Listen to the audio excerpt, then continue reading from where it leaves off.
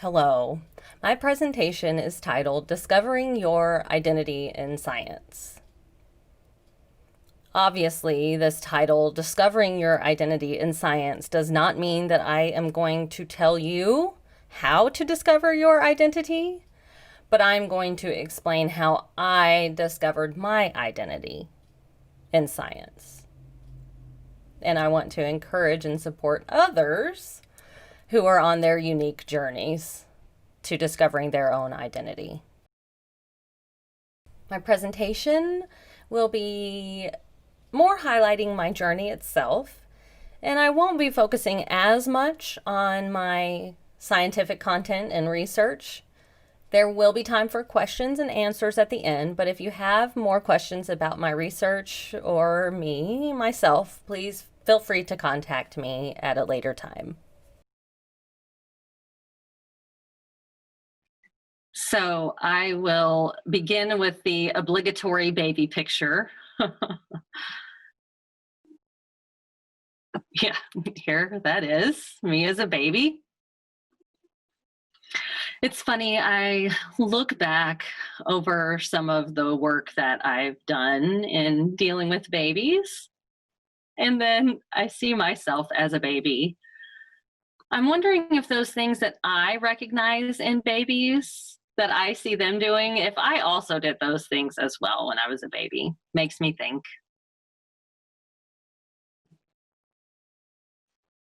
This is a picture of us celebrating one of my earliest birthdays with my family. I'm showing this picture to discuss my family, my background. My parents are deaf. My mother was born in Hungary and moved to the United States when she was about 6 years old with her family. My dad is deaf, was born in the United States. My father's parents are hearing, but my father has two deaf brothers. I grew up in a house with my deaf parents and my deaf sister, and then across the street was my parents, where my dad grew up, and then next door to their house was my aunt and uncle's house, and then down the block were some other uncles and aunts and cousins that lived on our block. So we came together often for holidays, family gatherings. This picture is one example. And there are three different languages. One is spoken English, one is sign language, and one is spoken Hungarian. So from an early age, I had a mixture of cultures and languages that I was exposed to. I didn't realize that until later on in my life. I thought it was normal. I thought it was something that everyone experienced.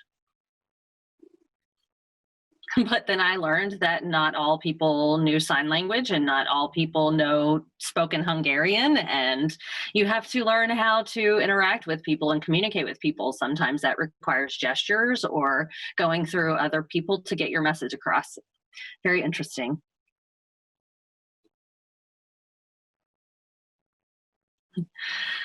So I first wanted to be a clown. That was my first goal in life. Not really, I'm being silly. But I did love clowns from an early age, and I wanted to show this picture. I actually have a tattoo of a clown now, but that passion for becoming a clown was actually short-lived. So from becoming a clown, I changed my mind and decided I wanted to be Godzilla. I wanted to destroy buildings and houses and just clomp around everywhere. And again, that goal was short-lived as well.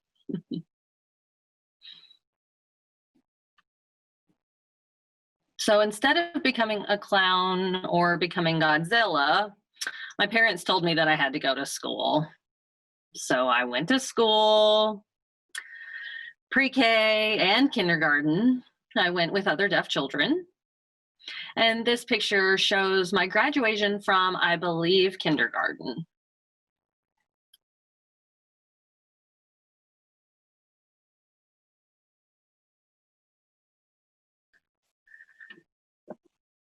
So when I was young, going to school, various classes. Science was not my favorite class. I thought it was fun to learn new things. And you can see I'm playing here with the pendulum and I'm fascinated. I was fascinated with that type of thing, but I really wasn't interested in learning more beyond that. I was satisfied with what the teacher taught me in class at that time.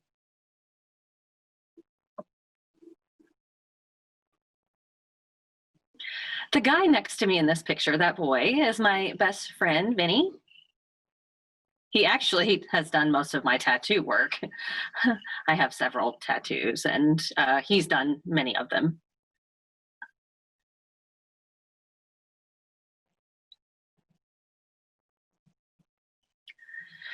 Well, I progressed through school, and I really didn't find one specific topic that I was passionate about, but I did enjoy academia. I joined the academic bowl. I was on a team. We traveled, being involved in various competitions. And it was trivia questions related to academia that we would answer for these competitions. I already knew that I had a curiosity in general and wanted to learn more, but I hadn't yet discovered what that was that I wanted to learn more about. So that was my team. I'm in the middle of the picture here. You can see.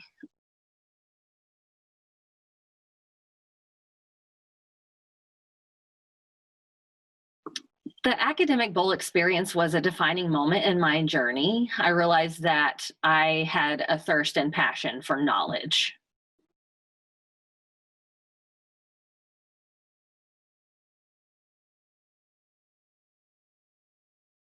So I competed in the academic bowl. We went to different schools for that. And then when my senior year, I was trying to decide which college I wanted to go to. I wasn't sure at that time. But my guidance counselor told me that I needed to go to college. I needed to pick one.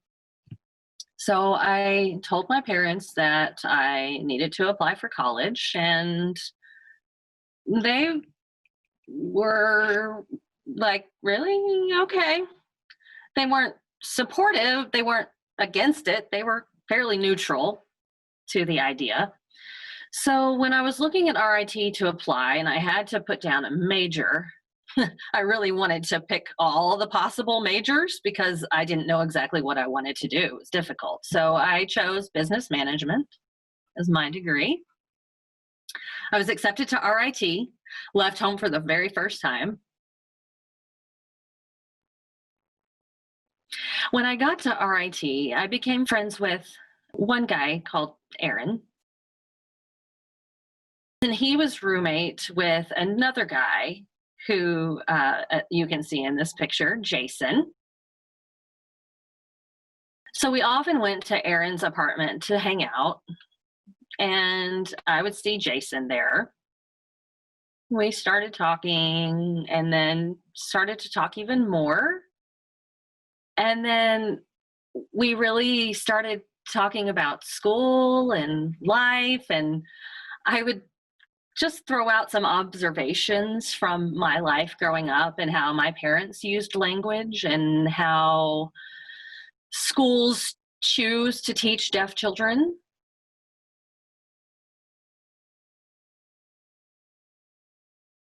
From our conversations, interestingly enough, Jason was working with Dr. Hauser at the time. So Jason told me that he thought I would enjoy working in Dr. Hauser's lab and doing some work and research related to sign language and sign linguistics. At that time, I had already changed my major from business administration to advertising and public relations. So I was getting closer to finishing that degree and needed an internship. I wanted to work in the DefX lab. So I explained to Peter that I wanted to learn more about research in general, that I was curious. He welcomed me into his lab. And he was the first deaf mentor, the first deaf scientist with a PhD that I worked with. And that led me to believe that I could do that too. Really, growing up, I had never thought about that type of thing because I didn't really have a role model to believe that I could be a scientist or a PhD. So I would be excited to show up to my workspace every morning in the lab. I would read different article publications, and then Peter would see me coming down the hall, or I would see Jason at work, and we would talk more about things that I was reading.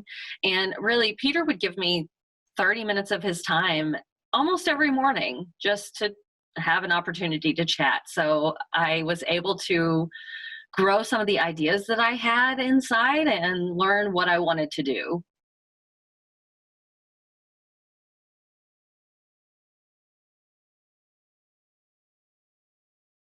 Peter could see that I was passionate, and he wanted to help me get to my next step, whatever that might be. So he invited me to go to a deaf academics conference in Brazil. Florianopolis is where we were. And so I was very excited to go to Brazil to meet other deaf people who were sharing similar interest as me. This picture you see here is one restaurant that was close to the beach. It's difficult to see behind me, but that's the water. We're at the beach there. At this conference, I met some very key deaf scientists within our field. For example, Carol Padden is one person I met at that conference. So Peter invited me into that field, and I began to establish my network and learn more about these researchers that I was meeting and hoping to be working with. At that moment, I knew that I wanted to continue with this type of work. So I told Peter that I wasn't quite ready to go into grad school, but I needed more experience and wanted that. So Peter told me about the University of Illinois and a gentleman there, Matt Dye, who had a lab and needed someone to be able to work and help run his lab. So I actually am from Chicago personally. If I went to this University of Illinois in Urbana and Champaign, I could be close to my family. I could do some great lab experience. So I applied and got it. I then moved to the University of Illinois, Urbana-Champaign. It's approximately 2 hours south of Chicago. And I started working with Matt Dye in his lab there. I believe I was Matt's first full-time staff person there. I helped him run a project related to peripheral vision attention.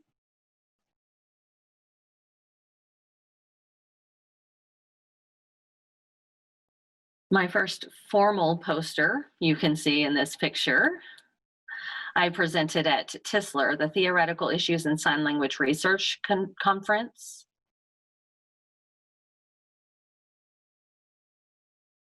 And it was held in West Lafayette, Indiana, the year that I went presented.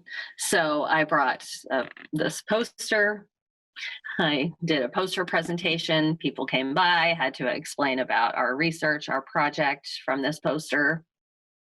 And one thing I think is, it was a proud moment for me. I felt like I was finally doing what I wanted to be doing. Matt Dye is full of ideas and was at this time. For the next step, he wanted to add neuroimaging to his work that he had been doing in behavioral studies on perception and attention in deaf individuals. So he began a new project at the University of Illinois using an EROS machine. This is an event-related optical signal instrument, EROS. Matt brought me on to learn how to operate the EROS machine for the experiments. And for that specific project, we needed structured scans of the brain. So I received safety training on MRIs, learning how to prepare the machine for people to come, how to use the machine itself. And that exposure helped me to start realizing what science meant and why certain technological methods could assist in answering a research question. I grew even more through my position at the University of Illinois with Matt. And at that time, I told Matt that I had decided I was ready for graduate school.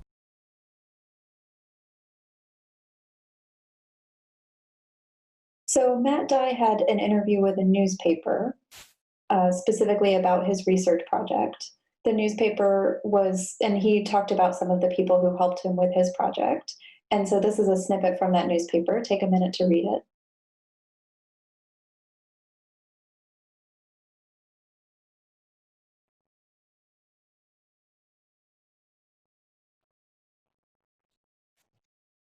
And just to clarify here, I did not have a degree in English. The article says that I did, but I really just had a degree in advertising and public relations. So for the last 2.5 years that I worked with Matt Dye, I decided at the end of that to go to Gallaudet. I applied for a master's in linguistics. So after 2.5 years, I left Matt Dye's lab to go to Gallaudet.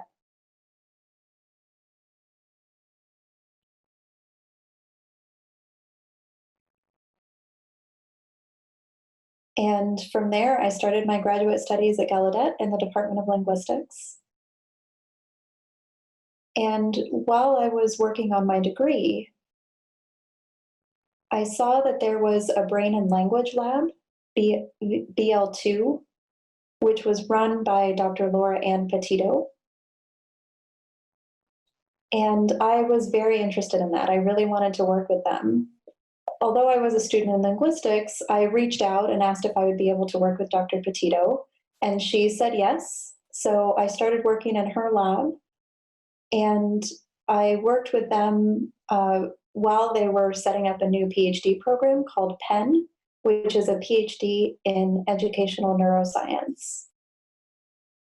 And the PEN program is similar to a cognitive neurosciences degree program, with a particular commitment to studying how humans learn. So learning anything, math, language, science, anything, just learning in general.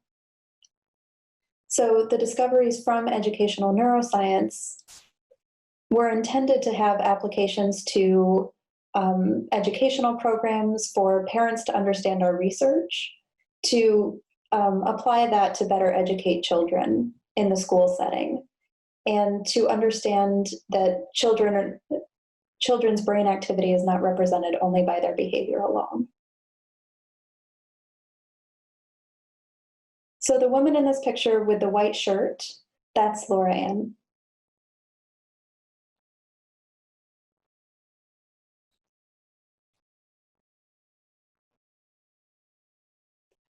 So it was also around that time, closer to the end of my first year in the linguistics program.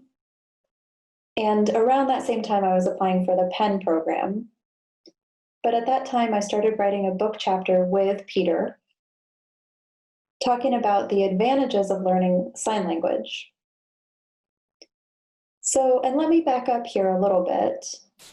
I did work in Peter's lab, and in the mornings, Peter would come in and have a conversation with me every morning. And often the same theme came up in that conversation, which is that I was specifically interested in spatial working memory. I was very interested in learning how sign language itself as a spatial language, how it may impact specific areas of the brain that are responsible for processing things that occur in space.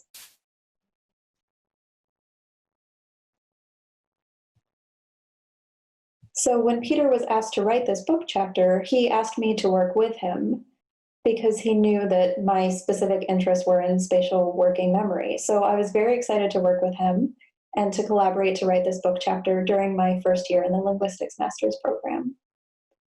So this is the name of the book here. The title of it is Deaf Gain. And if you haven't heard of it, I recommend that you look into it. It is a paradigm shifting book. So when a baby is born and doctors find out that they're deaf, often they tell the parents, "We're sorry, but your child has a hearing loss." And in this book, we recommend a different approach. We recommend that doctors tell the parents that they have a number of different options and that their child is deaf. So at the end of my first year in linguistics, I received a letter notifying me that I was accepted to the Penn program.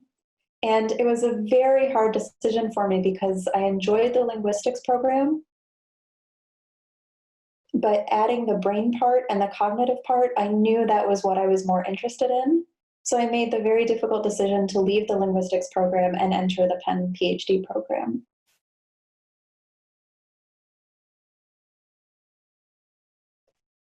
So I was part of the first cohort in the Penn program with Dr. Adam Stone, who's in this picture. So we were the first ones in the Penn program. We were very excited to be there. And if you know us, you know that we were known as the pilot and co-pilot of the program. We were together almost every day, 9 to 5. We spent a lot of time together. It was a really great time in our lives.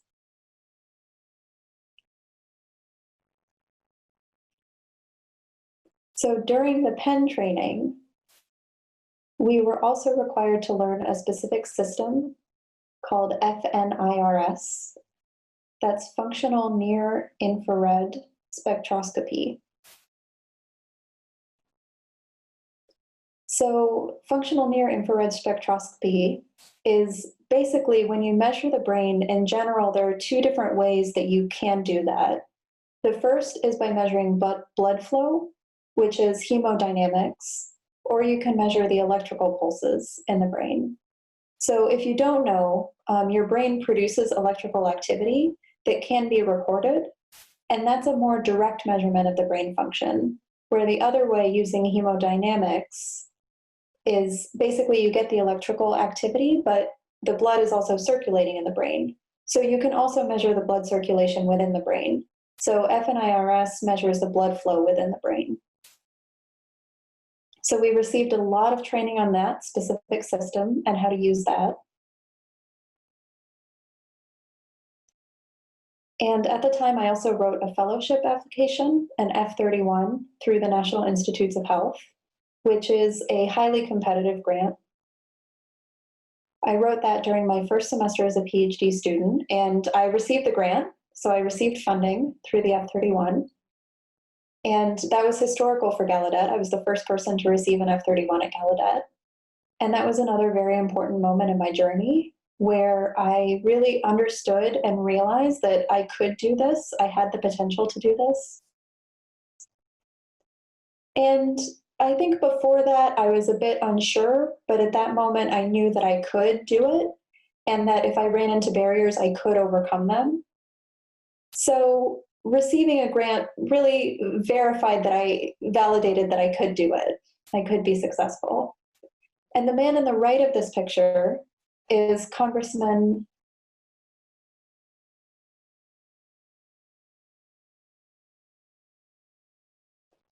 Mark Takano is in the right of this picture. He's a California congressman. And he was one of the many important people who visited the lab at Gallaudet. And I'm grateful to Laura Ann for giving me the opportunity to meet with so many different people who visited the lab and to give me the opportunity to describe what we were doing in the lab and to work on my people skills and how to explain science in 2 minutes.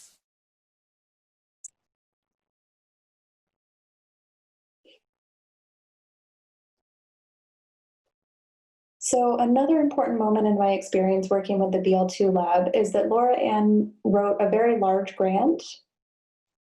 And that grant proposed the idea of integrating technology, so the Fnirs system, along with thermal infrared cameras, in addition to eye tracking. So to integrate all three of those technologies in order to measure infants' responses to robots and to avatars, and specifically for language input, language stimuli. So through research, we know that it's important for a mother and child, or father too, but for mother and child to connect via eye gaze with infants. So the infants see and they learn information from their parent. And research shows that having a TV with spoken language or sign language is not effective for infants to learn language. But we had the idea of including a robot along with an avatar that would behave like real people, that would look back and forth from an infant. And we were curious to see if infants would engage with that avatar in the same way that they might engage with a parent. And by engage here, I mean ready to learn language, acquiring language through this medium.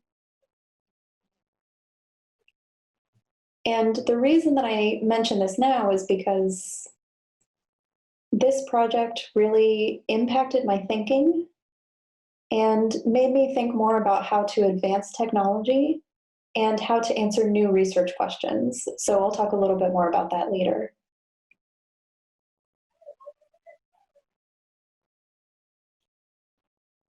So in my studies at Penn, I successfully defended my dissertation, and my dissertation was on neuroplasticity and spatial working memory for sign language processing. And basically what I did was I used Fnirs to test 3 different groups. The first group, so all of them were hearing, all 3 groups were hearing. The first was native signers, people who had been born and exposed to sign language from birth. The second group was non-native fluent signers, who had acquired sign language after the critical period for acquiring language. So they learned sign language, but they did become fluent, but they learned it later. And then the third category was new signers, novice sign language users. So I gave sign language tests to control for their fluency between these different groups. And then I was curious to see if the age of sign language exposure would impact the brain processing areas that are responsible for processing specifically spatial working memory. So I gave a specific test that tested their spatial working memory that had nothing to do with language specifically. So I gave that test while they were connected to an EEG reader. And I found on a behavioral level, meaning their score for spatial working memory was comparable. There was no difference between the 3 groups. However, the native signers who were early exposed to sign language had different brain activation compared to the other 2 groups. So that's early evidence for neuroplasticity in terms of how sign language and spatial working memory seem to interact, that if people are exposed to sign language at an early age, that may impact their spatial working memory at a functional level in the brain. We don't know that there's an effect of that, but we can recognize that there is a difference between the brain function of these 2 groups. So this is me and Laura Ann right after I finished defending my dissertation. And you may notice that my shirt and tie color matches my presentation slides here too.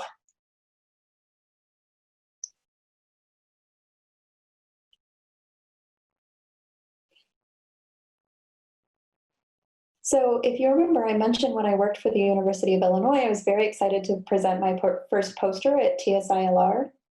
And I was a PhD, when I was a PhD student nearing the end, I went to a presentation where I worked at TSILR, presented in Australia.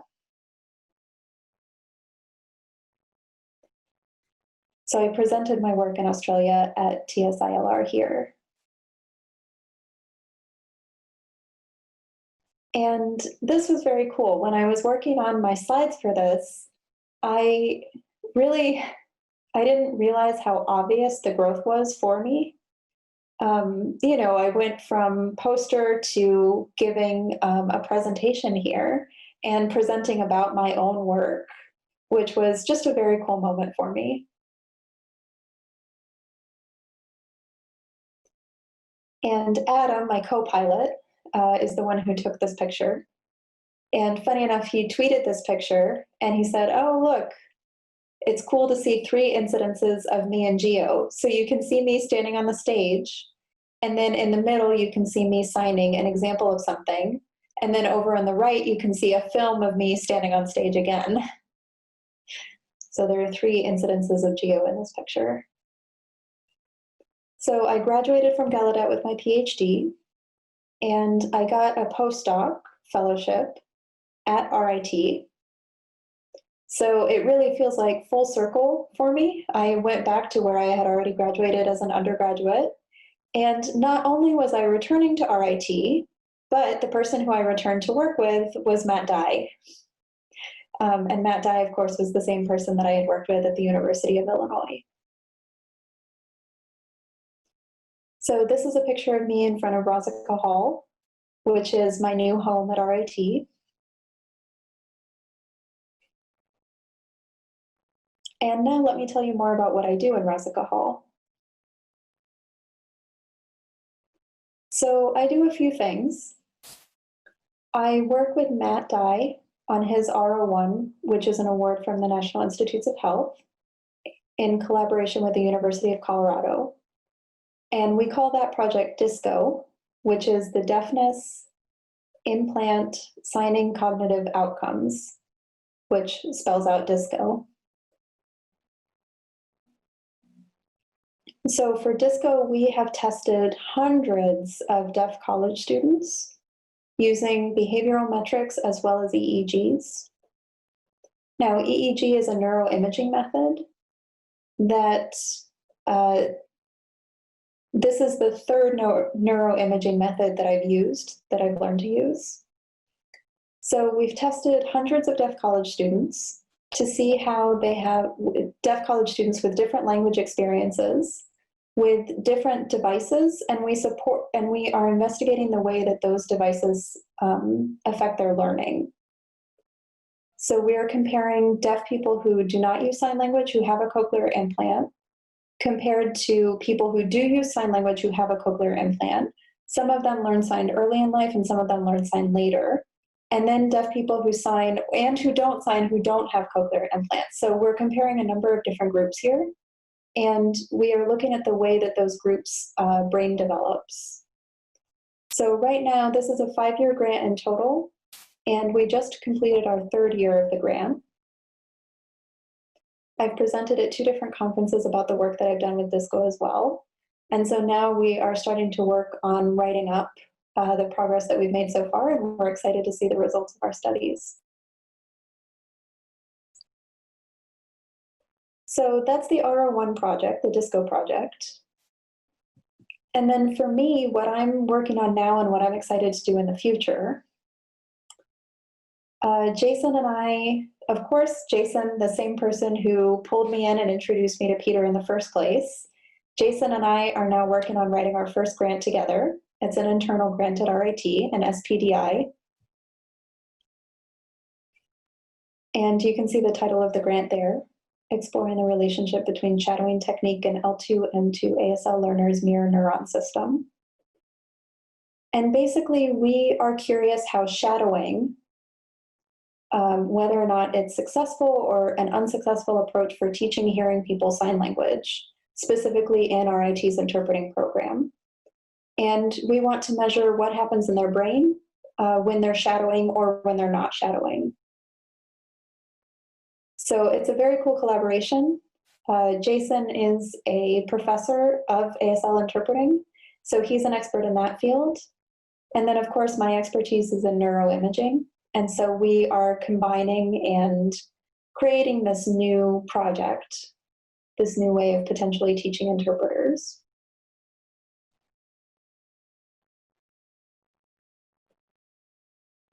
And then the RIT Research Seed Funding Award I applied for that, and in my proposal, if you remember in the past, I talked about my experience at Gallaudet with Laura Ann. And Laura Ann is very well known for babbling studies. For infants who are exposed to sign language, still babble on their hands using sign language with milestones that are very comparable to babbling in spoken languages. She has also found that sign language, and specifically phonology in sign language, at the rate that phonology appears in infants, is also comparable to the milestones of infants using spoken language. So she made those findings before I arrived. And then after I arrived and started working with her, we were working on the avatar and the robots and building some different technologies to see how that impacted infants' language acquisition. So at that point, we were also curious about infants who don't have access to sign language. When parents have a deaf infant and they put them in their crib, what if the crib had a robot or an avatar so that the infant could learn sign language on their own? And we measured that through temperature. So we measured their temperature and then turned on the robot avatar to engage with the infant. And of course, it's not a permanent replacement for parents for language acquisition, but it's an additional tool that parents could take advantage of. And for the work I did with Laura Ann, we were studying that robots and avatars. And so I wanted to take it one step further. So there is research that shows that when infants are developing in their mother's womb, when an infant is tested, they show sensitivity and preference for their mother's language based on their development. So for example, giving an infant a pacifier, if the infant hears their mother speaking their mother's native language, they will suck more on the pacifier and they'll be more engaged compared to if they're hearing other languages. So using neuroimaging or Fnirs, we can see more activation on the left side for language that is their mother's native language. So infants, even at birth, we can see that recognition and activation of language acquisition based on their mother's language. So now we're curious about mothers who use sign language. If once the infant is born, if they are more easily and quickly recognize their mother's sign language communication compared to others. So this is a new idea. It's very advanced and we're not exactly sure how we want to do that. But we must be innovative and have new suggestions. And of course, it will require baby steps, pun somewhat intended. We plan to test the pregnant mothers and have them sign a variety of things and maybe just movements or gestures, but we'll record them moving.